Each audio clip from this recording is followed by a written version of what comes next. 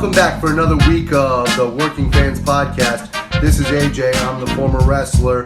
We've got Dave, the ultimate fan, here with us. As we do every week, our producer Joe likes to make us sound good and makes us look way more professional than we actually are. As always, you can find us on Twitter, that's @FansWorking, Facebook, Working Fans Pod. We've got email where you can reach out to us and please contact us to let us know what you think of the podcast and for any ideas that you might have. That's workingfanswrestlingpod@gmail.com.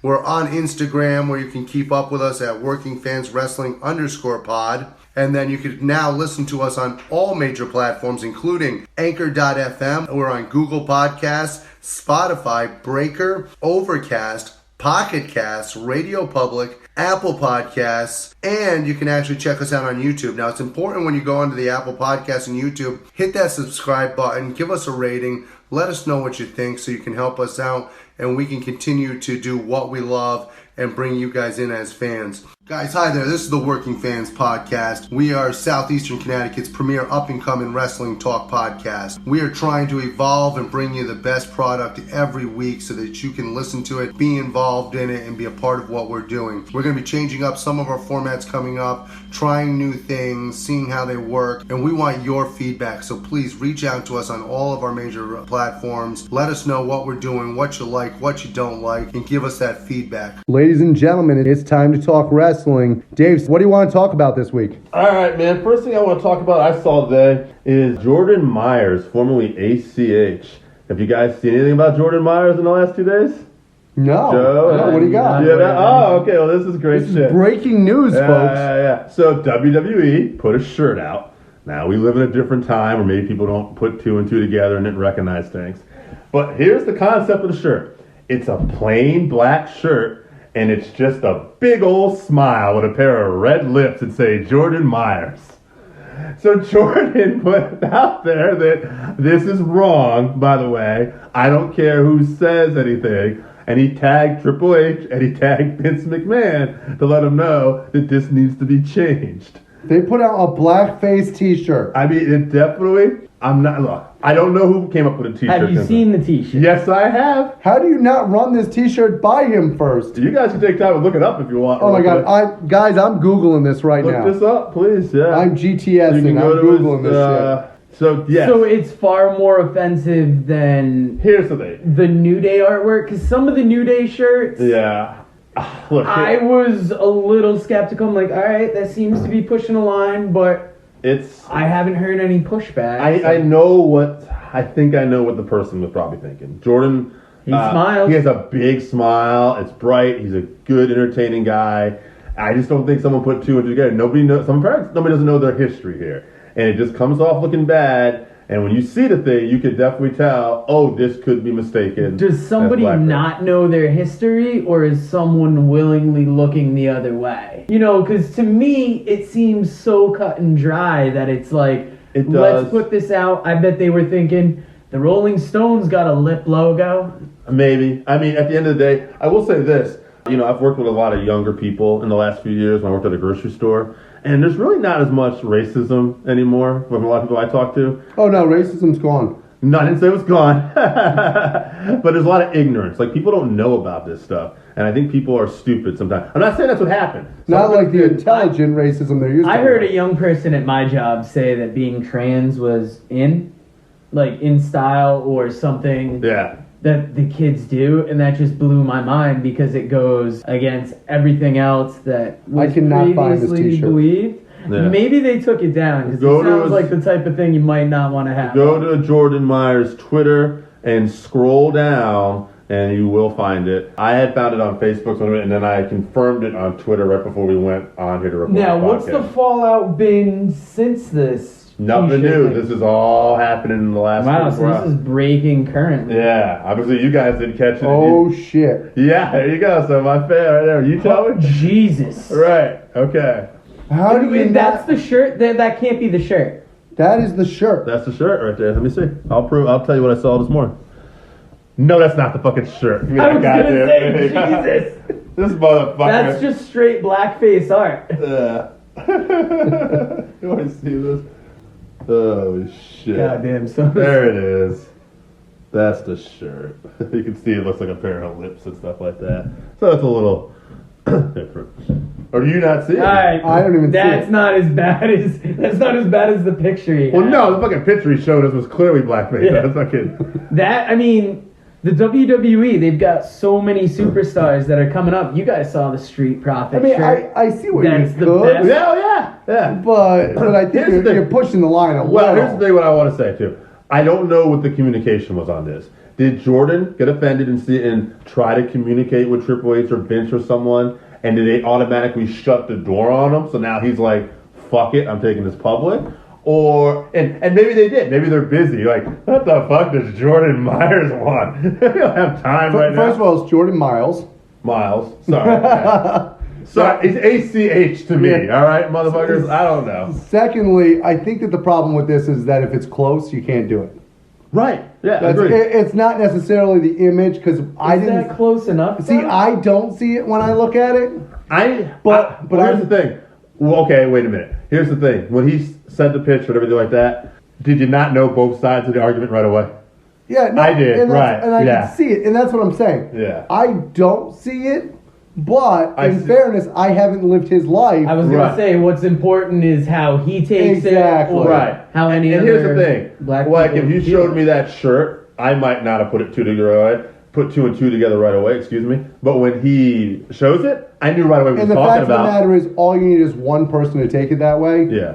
and it's a shitstorm. Now, what about, you guys saw the Street Profit shirt that was designed to look like almost the old No Limit Records covers. And it looks like a bad shirt. It just looks like something that was made in a parking lot or that's sold in a parking lot that's just got four different pictures of them and says, "We want the smoke." Yeah. So NXT is kind of forcing these shirts out there because they have so many people on TV. Everybody on TV, I think, has to get a shirt. In fairness, the Street Profits themselves are basically a stereotype. True. They yeah. basically have taken this tag team again and made them a stereotype. Well, here's They're the thing. coming through the crowd with plastic cups to drink their gin and juice in, But Well, now and it's looking a for the younger smoke. crowd. Yeah, exactly. So There's- it's more stylish now, or It is in touch I'm with actually- the culture. I have talked to some people about this. I know where you're thinking, and I could be the same way. But actually, the red Solo cup, at all bases, that's the big part of this. It's not supposed to be a gin and juice.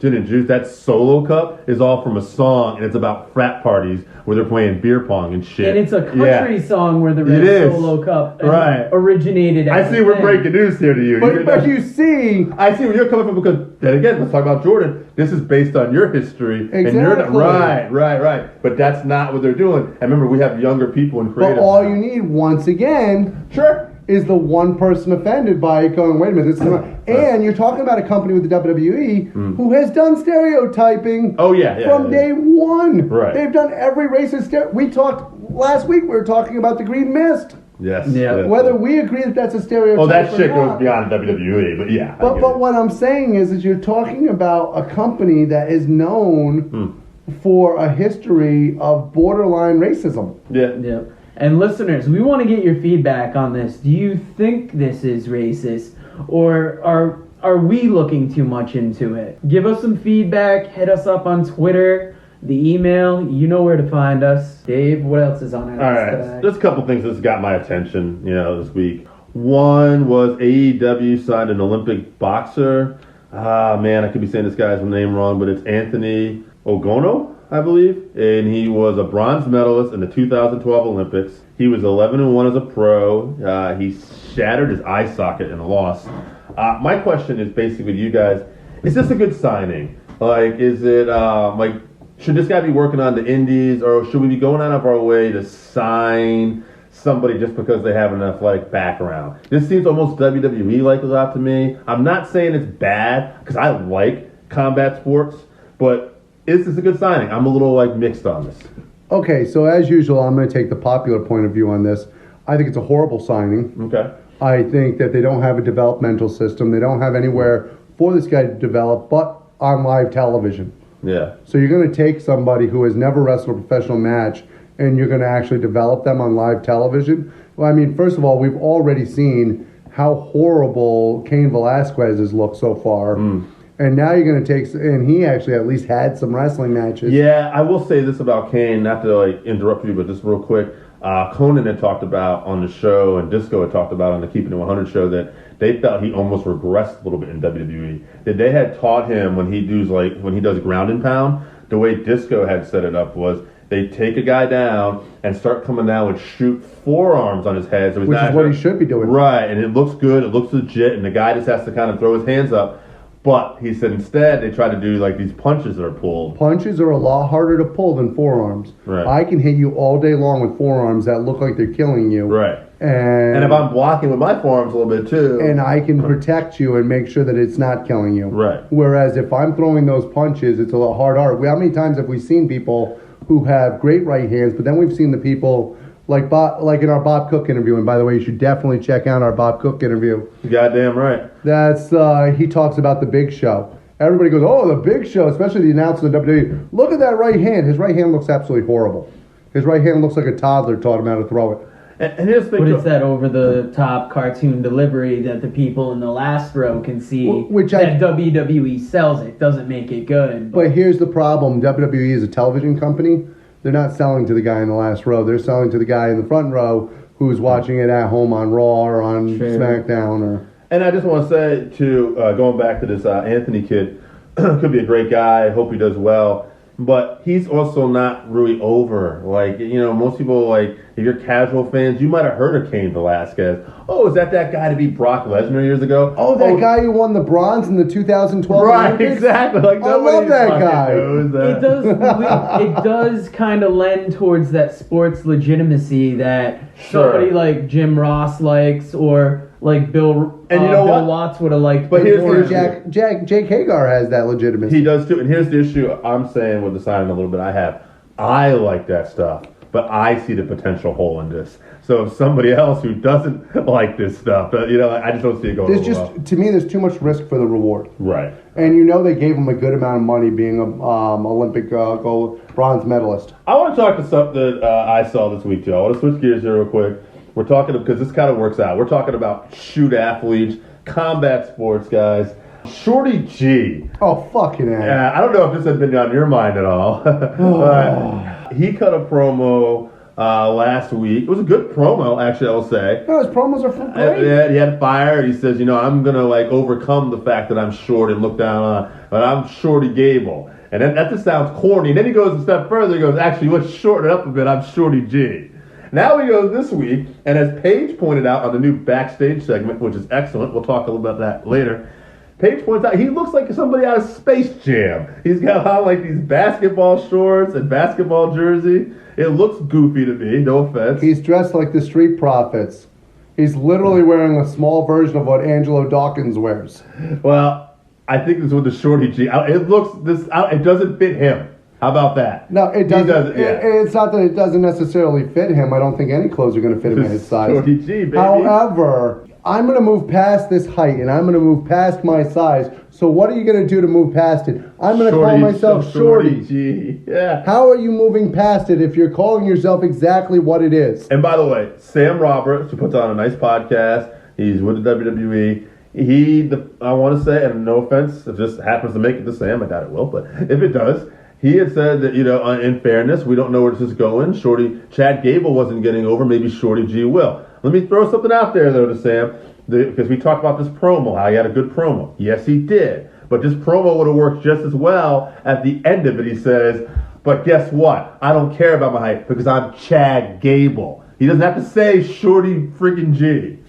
In fairness to our friend Sam Roberts, he's got his nose so far up the WWE's ass, he wouldn't know if they're doing something wrong because he can't actually see it. It's like horse blinders with the ass cheeks. Maybe that's because you just don't like short people. And he's not in a position to really kind of speak against it, because when you're one of those personalities that gets onto the pre-show, or maybe even tries making your way into backstage, there's certain things about the company you're not going to express, even if you felt them. Let's be clear here. I don't have a problem with Chad Gable's height at all. I think you just do the opposite.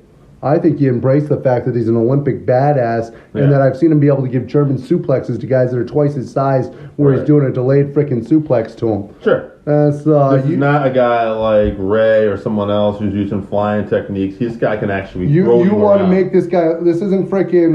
what's his name? Marco Shoddy... Marco Stunt? Sure, we'll call him that now. For the great AEW oh wrestler. My God. This is a totally different animal. This is an Olympic freaking wrestler who can tear somebody's ankle off if he wants to. And we're going to call him Shorty G and put him in a pair of basketball shorts. They did this guy wrong since, I think, coming up from NXT. Like, he's the one that should have been Kurt Angle's son. Oh, yeah. He would have come out of that as a monster. If you had done it right, he could almost be your legitimate athlete that you could put on Fox and market as an Olympic athlete.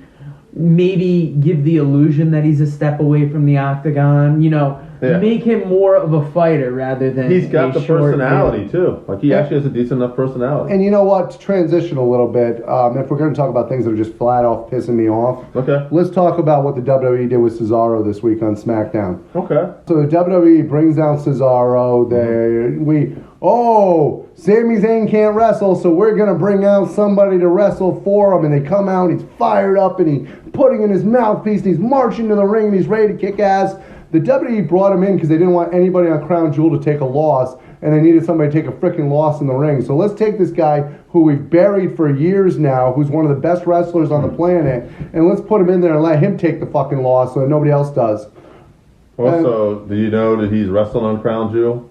You remember that kid? I am blanking on his name, guys. I'm sorry. Oh, Mansoor. Yeah, he's going to take the loss. Do the job. So they brought him in to take this job. Yeah. So that nobody had to take the job on the on his team, and now he's going to go into Crown Jewel and he's going to have to take the job to Mansoor.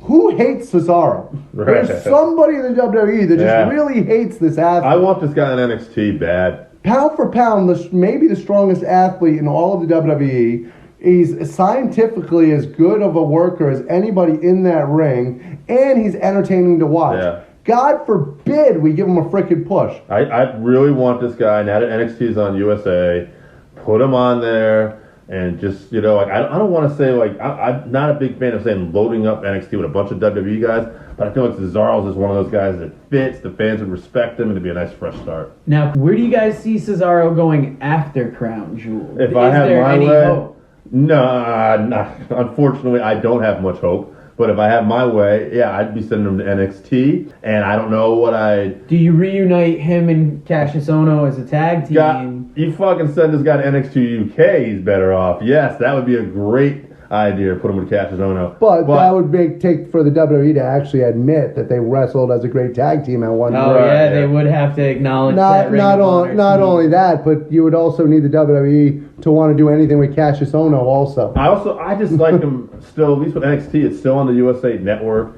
We don't know where this is going to be in the next 6 months. It's just more of an opportunity for the guy. I think the best thing that could happen to Cesaro, or for the WWE in that fact, is just be humane, give him a chance, and actually release Cesaro. Release Michael Bennett. Let them go out there and actually wrestle and actually make a living doing what they love instead of turning them into a joke. I'm a little different on the Michael Bennett thing. I don't feel like Michael Bennett is somewhat to blame for this himself, too. He signed a 5-year contract. What did you think was going to happen, bro? I mean, and hey, they're paying him $500,000 a year. I don't know if AEW is going to come close to that or give him the opportunity he's looking for. First of all, the fact that you came in and they wanted to actually call you by your wife's name to begin with should have been a sign. Because they recognize her as the bigger star. And to be fair, Impact Wrestling kind of thought she was the bigger star.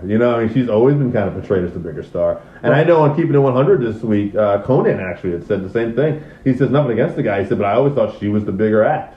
Yeah. And even if that is fair, though, you don't have to completely embarrass somebody. No, you don't. I know that I'm not judging. I'm not saying what WWE is doing is right. I know WWE is big on cockholding people with what they're doing with Lana, Rusev, and Bobby, and then what they're doing with the Canalises. But it's absolutely ridiculous how many of these acts they actually are doing it with now. But I'm not trying to put him in the same place as Cesaro. Cesaro didn't check himself into rehab. Cesaro's been nothing but a hard worker. No, Cesaro's a beast.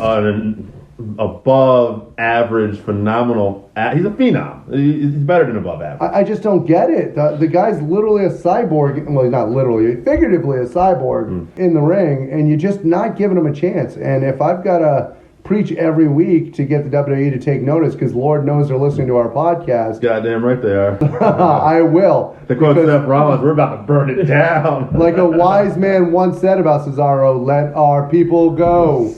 Now, Hip, Grandpa. The Lana Rusev storyline, is this just playing out like the Mike Canales one would have played out before had they not put like the abrupt I'm not completely sure about that because clearly they respect all those guys more than they do Mike. Well, in fairness to Rusev, I mean, I see where he's gone wrong here. I mean, he went away for a little bit, came back in even better shape than he's ever been in, and is legitimately scary. I mean, I see why they're torturing this poor guy. Well, the thing is, though, with Rusev, though, is that at least with him, he's actually beating up people at times and stuff like that. Mike literally just lays down, gets his ass kicked, Mike lost multiple times in a night. Right. Yeah. Mike did the job to his wife. Yeah, it's. I don't know where the WWE's going with this Rusev stuff, but I hope it ends quickly. I mean, it has the chance to be a great match with Bobby Lashley and Rusev, but I'd rather just these two large, tough guys just fight. Only two other things I wanted to talk about that caught my attention. The backstage show for WWE after SmackDown. I loved it. I liked it. I like kind of a half shoot, half work type thing. Paige, I thought, was on fire with it. She flat out said that I feel like Seth Rollins with this burn it down thing is like fetch. Like they're trying to shove it down our throats to get it over. Which I think we all feel that way. We do. Yeah. It's bullshit. That's And Finn Balor comes out here, and Booker T talks about seeing something in his eyes, and he said it's just the, it's just the real Finn. It's just the new, it's just the old Finn. He says, what is this? And Finn had that comment. He goes, well, you've seen my work before WWE, right? You were such a big fan. And Booker said, yeah, I tell my students that guy's going to be one of the all-time greats. He goes, well, I just say the Prince is back. And I was like, that's fucking money right there in my mind. Like, okay, here we go. But is the WWE going to let him do this on NXT? Right. There's a big difference between backstage. Backstage is produced by Fox on actual FS1. Right. It's not actually being produced by the WWE itself. Yeah. And I go back to Talking Smack, which got over with Miz and Daniel Bryan years ago, where they had legit heat and it played off very well. And that had everybody anticipating Bryan's return when it eventually happened. Which they didn't even know it was going to happen. But then it did happen. It's like, oh, we got a WrestleMania match here. And then it burned out in a few months. Well, it goes back to the show in the 1990s. Remember when Jim Ross had his confrontation with Vince McMahon there on Livewire? And so, Livewire, if it had been done in a similar fashion, Livewire was good. Could have actually been an incredible show, but it was a show that once the WWE said, wait a minute, we need to take more control of this, once again it went straight down the toilet. So my biggest fear is that Paige is going to make comments like this, and all of a sudden she's going to be replaced by some talking head, and the WWE is going to want their hand in the creative, and we're going to lose the edge. I think everybody's doing their part on this show, at least. Hopefully, it's not just Paige. I think Paige stuck out as being a little more than vocal. And I thought Christian and the guy who I can't say his name absolutely stole the show in the promo thing, too. That was actually pretty cool to see them cut the promo. Oh. I mean, his promo was decent at best, but Christian just showed why he was one of the best promo guys in WWE history. The guy you're thinking of is Booker T. What? Oh, I thought that's you couldn't remember his name. Yeah, I couldn't remember Booker's name. I thought I couldn't pronounce his name. I was like, shit, you can't pronounce Booker T? Yeah. The guy from American Ninja Warrior there. I actually missed that part. So. Oh, you didn't see that? No, I didn't. Oh, they did a face-to-face promo with him, and because they wanted to give him a chance to cut a promo. So he came towards the end? Yeah, so he cut a promo on Christian, and then Christian cut a promo back on him. Episode, Well, no, I watched it on his DVR type thing. It must have cut out a little bit or something. Yeah, they must have cut it out on you. The only other thing I want to talk about this week, Shayna Baszler had basically announced on an NXT show, in an arena show, that there's going to be an all-woman event for an NXT house show in Jacksonville. And I thought to myself, that's pretty cool. When is that happening? That's going to be December 5th at Jacksonville. Oh, that's all right. So now, I was kind of interested in... I'd like to see that. Yeah, it's going to be just like a house show. But that's the thing, house show business is kind of dying. Is this something they should be trying once in a while a little more, for house shows? Maybe They should have tried it, I think, a while ago. But they also should have respected their women's division years before and tried putting in the talent that you could get a women's show Now, in fairness, NXT has more women's talent than I think anybody else on the planet. Oh, actually, that's one thing. When you talk about this Wednesday night war, if you want to call it that, we can debate on what is going better. To me right now, NXT, the women are really a step ahead. Does AEW still have women? They do. Dr. Britt Baker was on there this week. Yeah. What does she do for a living? She's a dentist. If they didn't beat that over the head a little bit there, she uses a mandible claw slash fucking.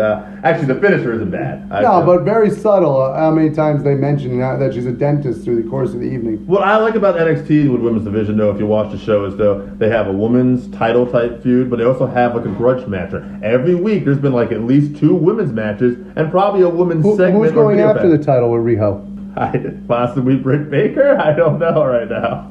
My point wasn't to stump Dave. My point was that as much of an AEW fan as I am, I'm also a women's wrestling fan, and to me, AEW is dropping the ball with women's wrestling. Yeah. I don't think that they're maintaining it, and to have somebody come on their broadcast and say how important that women's wrestling was going to be in AEW, and then to see what's transpiring with women's wrestling in AEW so far, it's a little embarrassing for the product to me. MLW has also been a company that they've kind of dropped the ball in women's wrestling. Oh, completely. They started out hot when they'd have Santana Garrett on shows, and then it's gone away. And I know they're saying it's going to be a priority to build it up, and they did sign a superstar. I can't remember her name right now.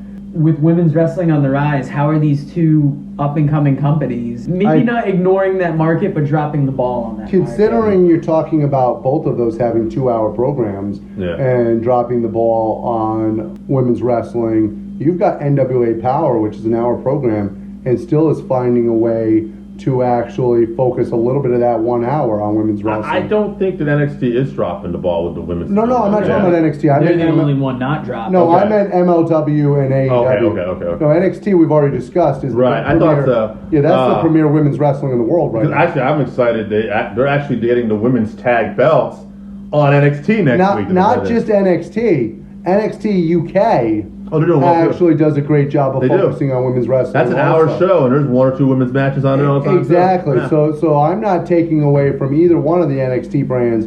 Quite frankly, I think they do a tremendous job with it. Even the WWE right now, I think that they're... As much as we shit on them. Well, the one highlight to SmackDown this week to me was actually how they're starting to build the women there. Yeah. Because I think they're doing a good job of finally building other characters. Yeah, I feel like Nikki Cross is finally exactly. Nikki Cross is coming along. I think they are doing a good job of building Bayley's new character. But what I was saying is that we have an hour program with NWA Power, and they're doing a better job of building their women's division than MLW and AEW right now. The only other thing I noticed was, someone talked about, since we're talking about AEW a little bit, was I heard, I want to say, maybe it was Jimmy Corderas or somebody, was actually taking some of the officiating to task, saying there's a lot of stuff that the referees are missing. I did hear, I want to say it was the Brian Alvarez show this week, they were talking about tag matches, how literally with the Lucha Bros, and who were they wrestling this week? Forgive me. The Private Party. How there was literally no tags being made, and you could tell they were trying to refocus this week on a tag rope, and they were mentioned that, and they were saying that the Lucha Brothers, they'll probably try everything and say, "Oh, we don't speak English." He said that that they're going to try to do what they can, but they really just have to really try to focus. So going back to what we were talking about before, that also goes to lucha wrestling, where there's not necessarily tags. Right. Well, that's where I was going to go with this. Actually that's the one issue. Right? What we were talking about before is that they're kind of falling back. They're almost pulling like a WWE thing, where they're pulling back on a Mexican stereotype. These guys have wrestled all over the world. You're telling me they can't understand the difference between lucha libre and freaking wrestling in Japan? They can. Wrestling in... I don't know how cooperative they are. But what I'm saying is that they're playing on the stereotype of these sneaky Mexicans. I don't know if that's what they're doing. Oh, they are. They're just trying to build a wall. It's fine. I don't think that's what's going on with that. I'm going to disagree a little bit on that one. A little racism. There might be a legit problem with the luchadors. We can't solve the problem if we don't actually talk about it. I think they're just not wanting to make tags. But here's my problem. Hear that, Tony Khan? We're not buying any of your racist shit. You in the WWE with your stupid t-shirts. I may have been saying that a little tongue in cheek. Here's my problem. AEW, when they're selling the product, is telling us we're focus on the competition. We're going to focus on the legitimacy of the competition. This is what our focus is going to be. If you don't have good refereeing and you don't have them actually enforcing the rules in the match, then you're not focusing on the competition aspects of wrestling, and you're not focusing on what brought you to the dance. So we need good officiating in AEW. One more thing before we wrap up today. Is some of this the product of a lot of these guys coming from an indie wrestling era now, where they can basically go out there and they're just told, do whatever you want, have the best match you can possibly have, and a lot of that involves a ton of high spots and maybe lacks a certain psychology? See, to me, that's not always fair to indie wrestling either. Because I'm not saying it's the one thing. But I think that a lot of times with indie wrestling, they get the stereotype of doing that. Mm-hmm. And if you watch a lot of the good indie wrestling, you still get a good amount of true competition and stuff of that nature. But remember, where are these guys coming from? Mm-hmm. A lot of the athletes that are in AEW now are getting their first chance at a major federation and their first chance at actually being put into that spot, and some of them are coming from really that indie wrestling date, and so it is going to be a little bit different. There is one more thing that I would like to talk about. I do want to talk about the NWA and their Power Hour, and the reason why I want to talk about that is because something we noticed when we once again had our interview with Bob Cook, which you should listen to, by the way. When we had that interview, one of the things that Bob Cook talked about was the difference between week 1 and week 2, and then week 3. I have noticed that, and I think that they're going in the wrong direction a little bit with the NWA.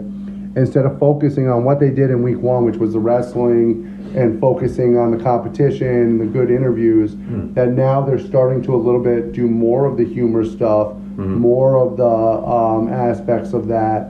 And the other storyline that I can't stand is the announcer going after Camille Brickhouse. To me, that is absolutely one of the worst storylines I've ever seen. And when you have the NWA championship, your one focus should be the champion and focusing on what matches are coming up and stuff of that nature. And to see him, the main focus for this announcer be, well, why won't Camille talk to me? To me, it takes away from the product and takes away from the pure wrestling and the studio wrestling that we enjoyed so much in week 1. Now, speaking of Bob Cook, how good was that interview last week? I was vaguely familiar with him going into it. I mean, I had watched the matches on YouTube, and he put in some solid efforts, but him talking to us, I thought was next level. He had insight. Honest.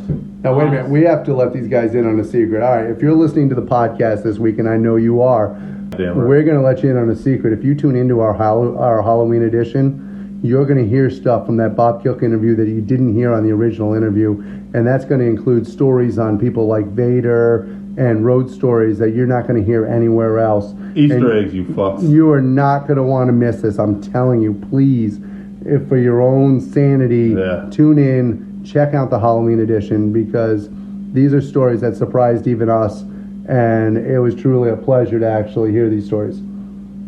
As always, we're the Working Fans Podcast. We're the people that work our asses off to bring this to you every week because we love wrestling, and this really is just something that we truly enjoy doing. So please tune in on all of our major platforms. Check us out mostly on Apple Podcasts. Subscribe. Give us that 5-star rating that you know you want to give us. Want it. Check us out on YouTube. Hopefully soon we'll get some videos up on YouTube too, so you can actually see the sexy behind-the-scenes action that goes on here. Shake my ass. We keep telling Dave to stop wearing a bikini, but he just won't stop doing it. You need it. But please, thank you very much for joining us, and as always, we'll see you next Thursday. Guys, this week for our interview, we've been lucky enough to land Jordan Garber. This gentleman is a podcaster. He's a journalist. He's the host of Cut the Promo. He also spends time refereeing and spends a lot of time in the snake pit. So guys, enjoy this interview, and we'll be right with you. Hi, Jordan. How you doing? This is AJ. Hey, how's it going, my man? Good. Great to hear from you. It's going to be me and my co-host, my producer, Joe, that are going to be sitting in on this interview today. Very excited to hear from you. big fans of a lot of your work, and we appreciate what you do, especially a lot of the interviews that you do. My producer Joe is going to start off with a line of questioning, and if you're ready to go, we'll start off. Yeah, sounds like a plan. I always do a live stream on things too, so you guys can ask that, and I might stream it onto Instagram and Twitter. Would that be okay, or would you? No, that'd be perfectly fine, Jordan. By all means, please. Perfect. I just always want to get permission. But yeah, I'm ready to go when you guys are. You got it. We'll get going right now then, Jordan. Thank you very much. All right, Jordan, nice to meet you. It's Joe here. For those unfamiliar with you, can you tell us a little about yourself? Absolutely. So my name is Jordan Garber, and I am basically a professional wrestling journalist and referee based out of Winnipeg, Manitoba, which is kind of ironic because here in Winnipeg, we're kind of in the middle of nowhere, so there's not a lot of big, you guys are in Connecticut. So you guys have a lot close to you, like you guys have New York, or you have a lot of the East Coast. But for us, we have Minnesota and North Dakota, and then you have to go a little more down to go down to Milwaukee or Chicago. So we're kind of in the middle of nowhere, but we have a little hot wrestling scene here, and it continues to spread. So that's something I always wanted to be a part of, starting in 2008 when I went to my first show. So from there, I just started doing interviews. I wanted to be a wrestling journalist, which I had the honor and privilege to do. And then I started to referee, which was my dream. It's the second side of wrestling, and I can say I've accomplished that. So I'm pretty happy about that. That's awesome, Jordan. For those of you that follow the podcast, this is AJ. I was a wrestler, and I worked from the Southeast. I actually was trained by Adrian Street. But when I was growing up, AWA was absolutely huge, and then you also had obviously Calgary wrestling with the Hearts and stuff of that nature. So Canada was actually somewhat of a hotbed of activity in that time period between those two wrestling organizations. And when I think of Winnipeg, obviously we think of people like Chris Jericho and the wrestlers that were developed from that area that came out and became huge names. No, absolutely. Winnipeg has been a huge hotbed for many guys that came out of here, like the likes of Chris Jericho, like the likes of Kenny Omega, Don Callis, the list goes on and on. The wrestlers that Winnipeg has produced has been one of the most impressive, and it has to stand pretty much next to Calgary in the list of wrestling tradition that we've all had. And there's a lot of wrestlers here that were from Canada that got their start in Winnipeg by doing those Northern Death Tours, which I'm going to do in February, where you drive across the winter roads and all the wrestlers from North America meet up. So if you're not in the Manitoba wrestling scene or from it, you're still going to eventually be exposed to it because we have new guys coming in from across the states each and every day. So it's really cool to see kind of like, not really a territory back in the day, we'd call it that, but a region develop. That develops huge and get hot. And it's good to watch that. It's good to watch something grow than to watch something not grow. True. Now, speaking of those death tours, can you tell us a little bit about Tony Candello? Because he had a really good episode on Talk is Jericho about a year ago, and you're going to be going on one of those tours for him, right? That is correct, yeah. He was on the Talk is Jericho podcast, which is obviously Chris Jericho and Tony Candello share a very good friendship due to the fact that they have worked together. They have done these tours before, and for Chris Jericho to survive the tour gave him a huge tenacity, and then got him kind of in the ranks in Mexico, and then from Mexico he went on to Japan. So I'm going to be doing this tour, and this tour is basically a make it or break it situation. It's one of the toughest tours in professional wrestling because you're going on the ice roads for 3 weeks to different communities, and there's no hotels here. So we got to figure out our own accommodations with limited resources. So I got to make sure I pack a lot of food. I have a fear of drowning, so I sure hope I don't fall on the ice. But when it comes to stuff like that, it's kind of like something you got to put aside. Fear is always going to be in my mind when it comes to these tours. But being in the wrestling business, one of the hardest things is overcoming fear. But when you overcome it, it feels a lot better. And when I finish the tour, I'm going to be a whole new person in the wrestling business because I'm continuing to pay dues. And that's one of the hardest dues you can pay. And if I pay that due, then I can do anything. And I know I can. Jordan, I was lucky enough to work with a few guys who went on tours up there, and they would tell me nightmare stories, especially back in, because some of them were old timers when I was starting in the 90s, and they were talking about stories in the 80s about going across those death tours and being in vans where all of a sudden the heat stops working, and you're absolutely terrified because that's not only the place where they're driving, but they're also sleeping in those vans, and just being absolutely terrified that between the hypothermia and falling through the ice, that this was going to be their last wrestling tour. So my friend, to you, hats off for going on that tour. And I will tell you, I think we all have a fear of drowning when it comes to being stuck under that ice. So how do you like refereeing? That's got to be a tremendous opportunity. And who are some of your influences when it comes to refereeing? One of my biggest influences refereeing, basically, I was watching wrestling when I was a kid. I liked Mickey J. Henson a lot. And Mickey J. Henson was a referee you'd see from the late 80s to the early 90s to the late 2000s on SmackDown. He's been on SmackDown for a very long time. But even from the video game to watching the matches, he always stood out as the ref. You know, everyone would treat him like be an asshole to him, but he was the authority, and he would stand his ground in the ring. That's why I really like Mickey Henson. I also really enjoy watching Face the Dangerous Danny Davis. Not Nightmare, there's two of them. There's the referee and there's the wrestler. Well, they're both wrestlers, but one had the referee gimmick and was the manager of the Hart Foundation. So the Danny Davis referee was someone I was very influenced with as well. I like Nick Patrick. I'm a big fan of Nick Patrick. And then Tommy Rogers. If you want to learn how to referee, watch Tommy Rogers' match that he's refereeing. It's incredible. You learn so much. You know, I'm watching right now on my TV WWF Championship right from 1978.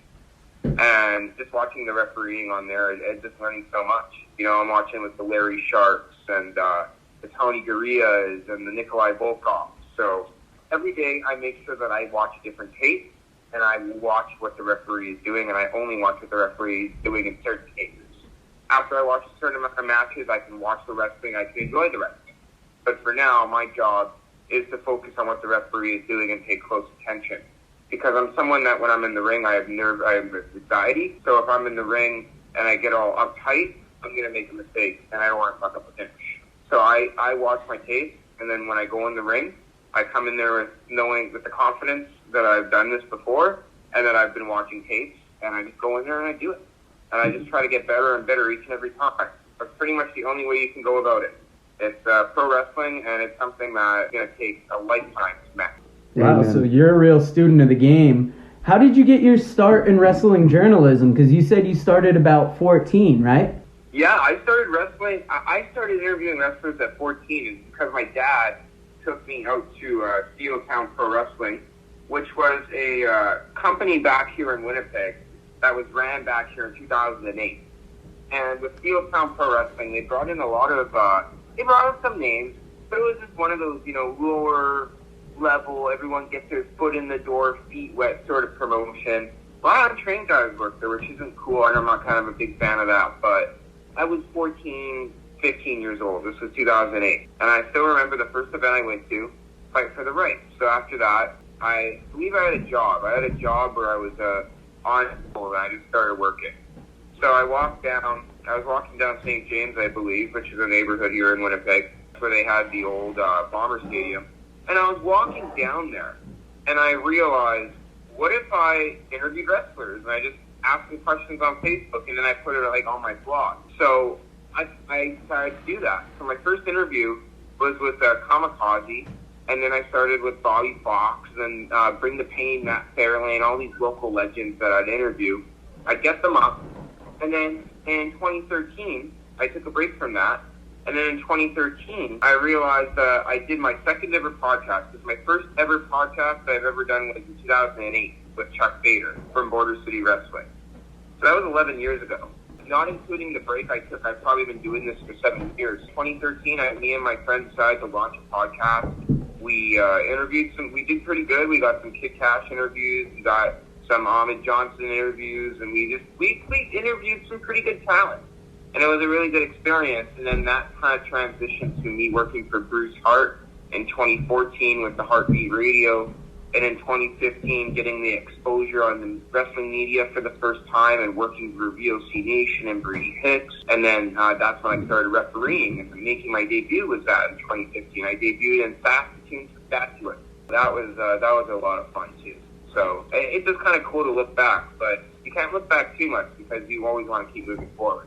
Jordan, I think it's great, and I think that the reason why you've transitioned as well as you have in the wrestling business when it comes to the journalism and into the podcasting is the respect that you have for the legends of wrestling. I love who you listed down for referees. We were lucky enough to have Doug Markham on for an interview, and one of the things that we talked about was the fact that referees make a wrestling match a lot of times. If you have a referee in there and you have them actually have authority and play the part well, the timing of the match and the storyline are so enriched by it that it's absolutely incredible. So to hear you talk about guys like Larry Sharp, who obviously had the Monster Factory and was able to go in there and develop so many wrestlers and quality wrestlers through that Monster Factory due to the fact that he understood the psychology of wrestling, is absolutely incredible. With that said, what are your goals going forward in wrestling? Are you looking to make it to maybe the mainstream, maybe an AEW, maybe a Ring of Honor as a referee, or are you looking to continue along the lines of the journalism? You know what? I feel like the number one thing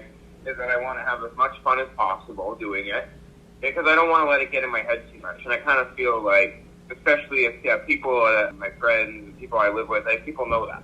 People know when things get to my head, and I don't want it to get in there too much because when I interviewed Sabu, that was really cool. That was a really good interview, and that got out really, really fast. And I was really happy with the results. And sometimes you kind of just stick to those results and not move forward. So I guess my number one goal here is no matter what happens, good, bad, or average, keep moving forward no matter what. Obviously, my goals coming up is to, score some extra work. I would love to do that. I'd love to, if I'm a referee, absolutely. My goal is to get a shot at one of the top companies. If I want to be a referee and I want to be in this business, absolutely. My goal is going to reach for the top. If I don't, that's okay, but at least I'm going to die trying. And I'm going to love what I do while doing it. And if I'm still in the business for 20 years without a shot at the top, I'm going to enjoy walking to that ring each and every time to referee a wrestling contest because that's what I love to do. So if I had an opportunity to do that as a profession every single day, legitimately, then absolutely, I would work for AEW, I would work for WWE, and I feel like from a journalism standpoint, I want to work for Pro Wrestling Illustrated too. I want to work for Wrestling Observer, wrestling radios too as well, which I've done as well. I want to be on as many podcasts as possible. I want to referee as many shows as possible. So combined, I want to get booked as much as possible, and I just want to see how far I can reach and enjoy the ride doing it. I also want to travel as much as I can as well too, and be on a different variety amount of shows, so I have more to add to my portfolio. So when I do fill in that extra application again, I have that extra information to give to them about my background. Now, sometimes they look for people that have a lot of that. So it varies. It depends. And also another goal here is I want to eventually have some matches and wrestle, but I need to train with a reputable trainer to do that and wait at least 2 years before I step inside of a wrestling ring because that's how much I am dedicated to it. When I step in, I don't want to make any single fuck up whatsoever. So that takes 2 years of legitimate dedication. So when I feel like I'm ready to step up to the plate and take that on next year, I'll be doing that as well. I'm trying to get in with a vet trainer already said that I had the option to train with him in Edmonton, considering it, but at this time I need to add some more body mass to myself, which is another goal as well. Now, I've heard you talk about that on several of your podcasts, and you've really exhibited a respect for the business. Now, I had a question about your podcast more in general, like, how did you transition into podcasting specifically? And what's your experience been trying to grow your product, like putting it out there and hoping to get a fan base? Yeah, the trying to get the fan base thing has been difficult for me. Well, I'm getting the fan base when I'm interviewing the big names and I'm sending the big names along. But somehow when I'm with the good names still, but not the biggest ones, getting a fan base is a challenge. I maintain one the best I can. And I still have a consistent amount of good listeners that listen in each and every week. But it's hard to keep a consistent fan base and do it solo. well, having 2 other jobs as well. So I try to maintain the best fan base I can. I make announcements on all my social media. That's my biggest weapon here is social media and word of mouth. So word of mouth, I always tell anyone I talk to in the day, doesn't matter who it is, to listen to my show. It's a setup. Like, I'll always ask anyone I run into, whether that's my boss or my friend or anyone, and I'll tell their friends to listen to it. So I promote this by word of mouth. I promote this on Facebook advertising. I promote this on as much social media as I can, and then combine it in, and then we get a consistent amount of listeners each week. Kind of cool seeing different markets and working with advertising and seeing likes from different places. Advertising technique does work, and paying for certain methods does work. But I need to get some more big names under my belt. The last time I did that was a month ago. So that's the goal too. So I can try to get as much publicity, but it's important doing the right things to lead up to that.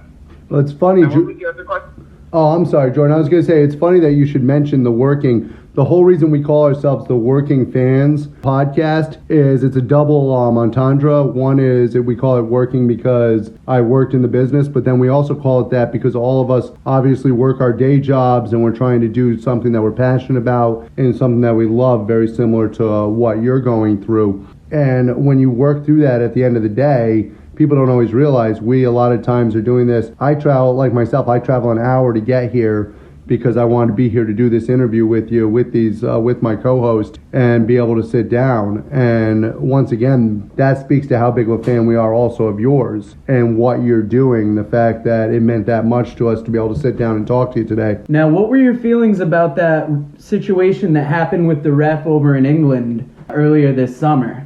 Because I heard you reference it on your show, but I kind of wanted you to speak your opinion here about it. Yeah, basically, it was really uncalled for. The referee is a very important part to a wrestling match. And if you're a referee and you've been doing it for like a very long time, there's been refs fucking there's been refs for 30 years that have been doing this. And they deserve to be treated like a vet if they've been a ref for that long. A ref's an important job. And I feel that it was very uncalled for what happened to that referee because he needs to have that communicated.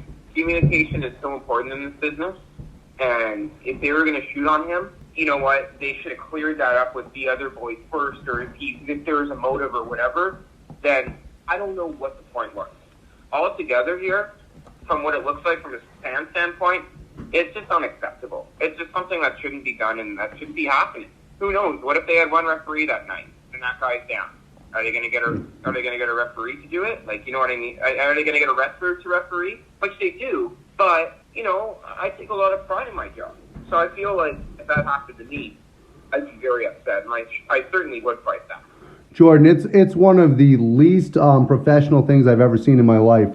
Those two wrestlers, quite frankly, should not be able to get a job anywhere, in my opinion. People don't always like the fact about how hard I go at those guys, but in my opinion, it's one of the most appalling things I've ever seen. The lack of respect for the officials. Let me tell you something. If they were to take a wrestler and make them all of a sudden try to referee, how many times have we seen great wrestlers as special referees, and it's the worst thing you ever see on the planet?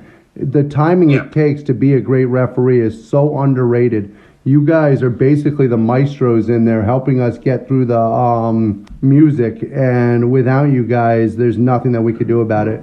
So it made me sick to my stomach when I saw that, and I still get pissed off just thinking about it. If I was one of the other wrestlers on that card, quite frankly, there's a good chance I might have whooped the shit out of one of those two guys.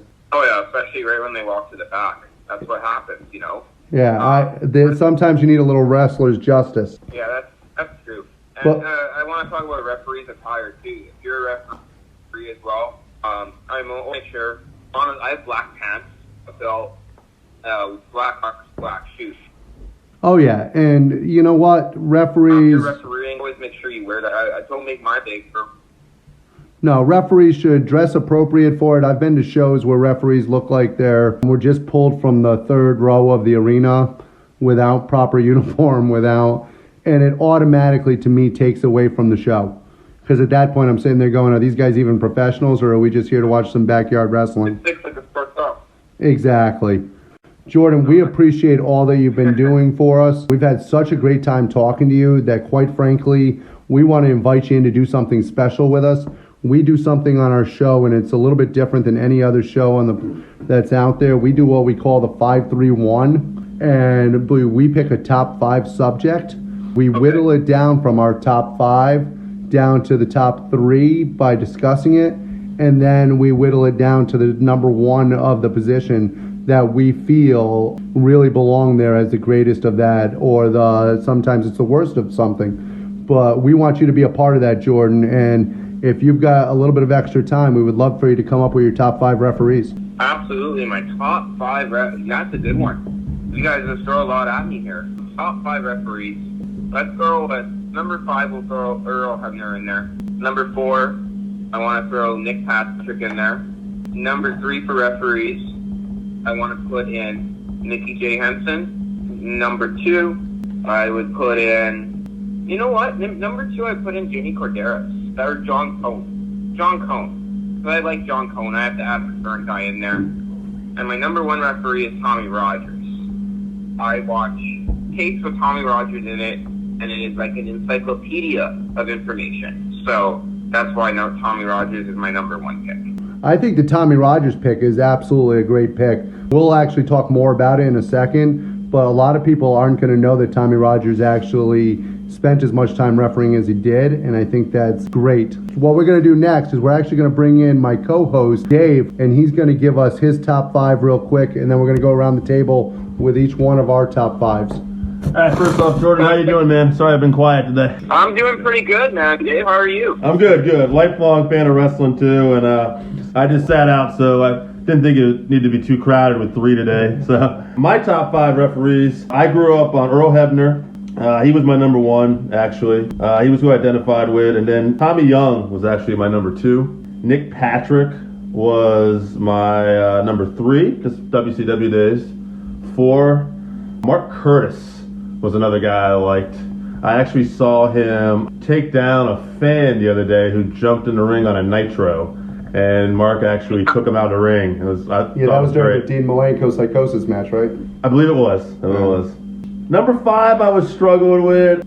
I went back and forth, but I went with Jimmy Corderas. Yeah, I like Jimmy Corderas. Why? Because he made that mask look good in any situation, and that's what I liked about Corderas a lot too.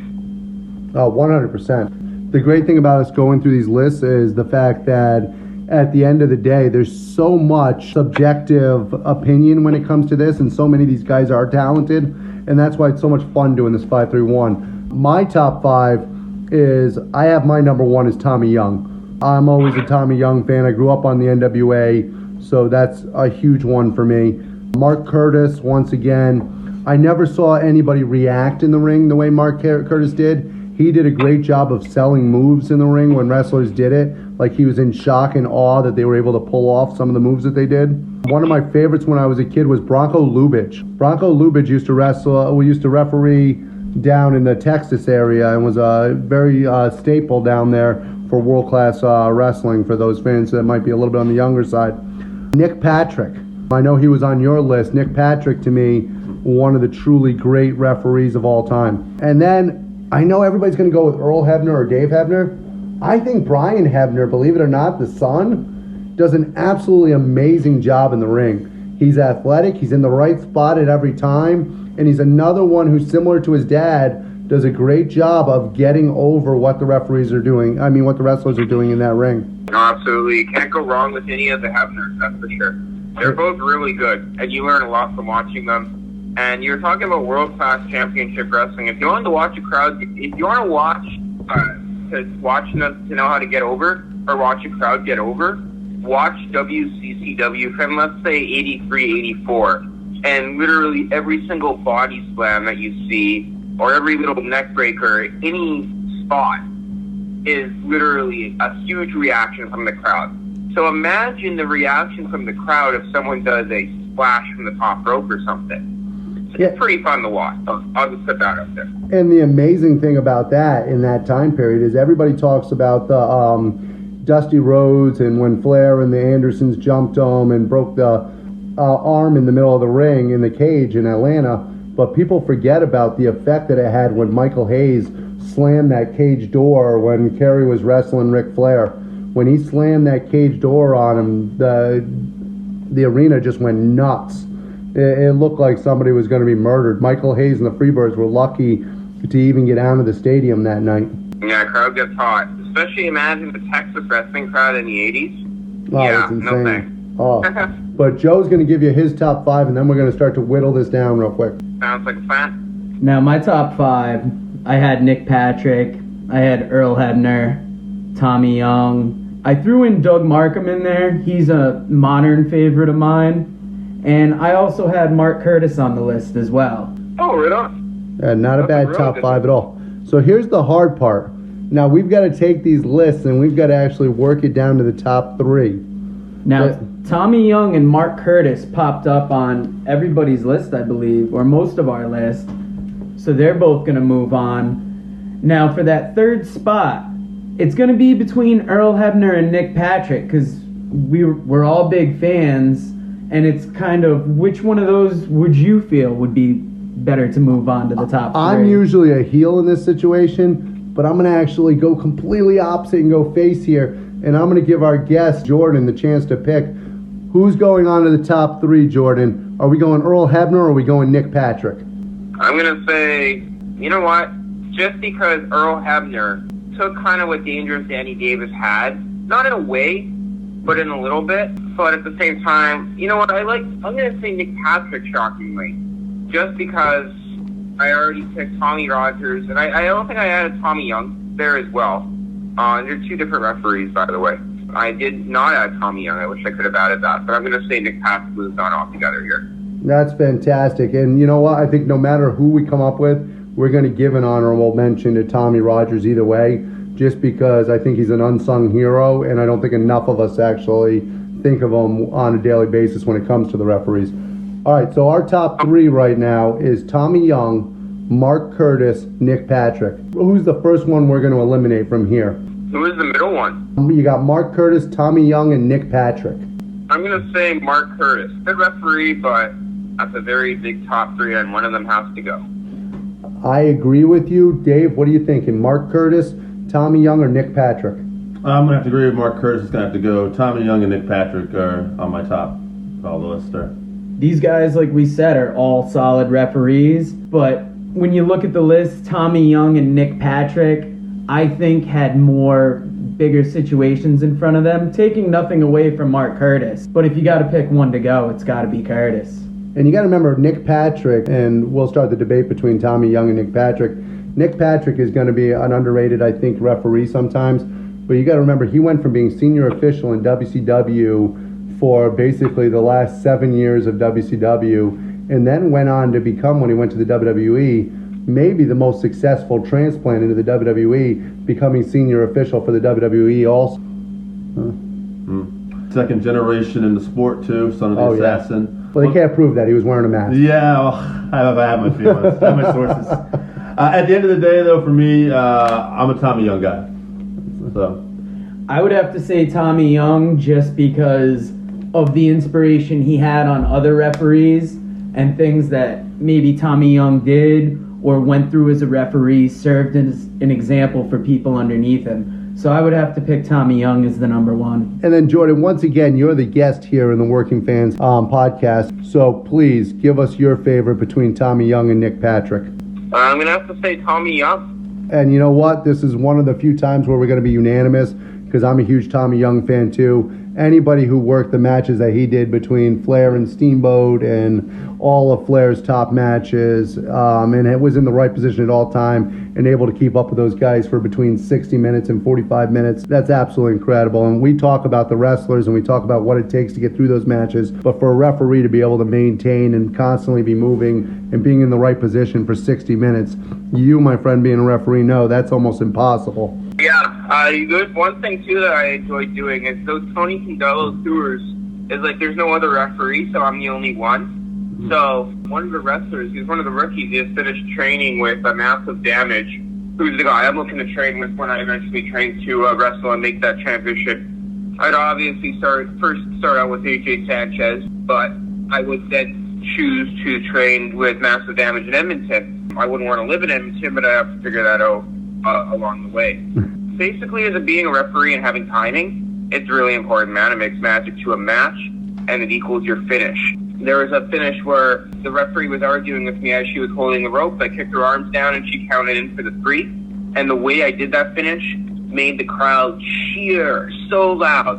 And when I heard that, and I stayed out of their way, I realized that I did my job as the ref, and I did my job as the authority. So it was really cool to kind of see these things happen. But yeah, refereeing 6 or 7 matches on a show for 4 nights straight can be tiring, especially when it's going to be doing it for 2 weeks straight in the middle of nowhere. But I feel like it's just every match. That just means more matches for me, right? And with more matches come more experience. Jordan, I want to say, first of all and foremost, thank you very much for being with us here today. It was an absolute pleasure talking to you. I also want to invite you back. I want you to do me a favor. After you've done the Death Tour, I would love to do another interview with you and get some of the stories from the Death Tour with you. I think that'd be absolutely amazing to hear what you're going through. Even if you, quite frankly, want to call us up and arrange something while you're going through the Death Tours, you're more than welcome to please be on the show anytime. The other big thing is get your plugs in. Please let people know where they can find you. So, because anybody who's going to be entertained by the wrestling business and wants to hear somebody who loves this business and gives to this business is going to enjoy talking and listening to you. So please give us your plugs. Absolutely. You guys can obviously follow my podcast each and every Saturday. We do a women's wrestling portion called Red Line, and that runs at every Saturday at 10 p.m. Central Standard Time. Sunday nights, every 10 p.m. Central Standard Time, we run Cut the Promo Wrestling Podcast, our main show, which is going to happen tonight here at 10 p.m. And then basically you can follow me personally on Twitter at Jordan J. Garber. On Facebook, you can just search Jordan Garber and you can accept it. My friends are maxed out on there, so if you want to like my Facebook page at Cut the Promo, you can do that as well. I'd love to connect with each and every one of you. And then my Instagram, Jordan J. Garber as well. So just stay up to date on my social media and on my podcast as well. You can listen to that on blogtalkradio.com/cutthepro. Definitely. Jordan, thank you very much for everything, my friend. And we'll definitely catch you on down the road. Not a problem. It was a pleasure being on, and I hope you guys have a great rest of your day. You too, sir. Thank you very much. Thank you. Thank you. Bye. Guys, thank you for listening to the 531 here on YouTube this week. If you like what you hear, you can always find us on Anchor FM, Google Podcasts, Spotify, Breaker, Overcast, Pocket Cast, Radio Public, and on the Apple Podcast where you can subscribe and also give us a 5-star rating. We appreciate you listening. We want your feedback, 531, and if you agree with us, if you disagree with us, we also want you to let us know. And let us know what your 531 would be. Come up with a top 5 and let us know, and we'll tell you why you're wrong. And in order for us to do that, please contact us on Twitter. We're at Fans Working. Facebook page, Working Fans Wrestling Pod. Email workingfanswrestlingpod@gmail.com. It's very important that you actually contact us on these platforms because we want this to be your interactive place to talk wrestling.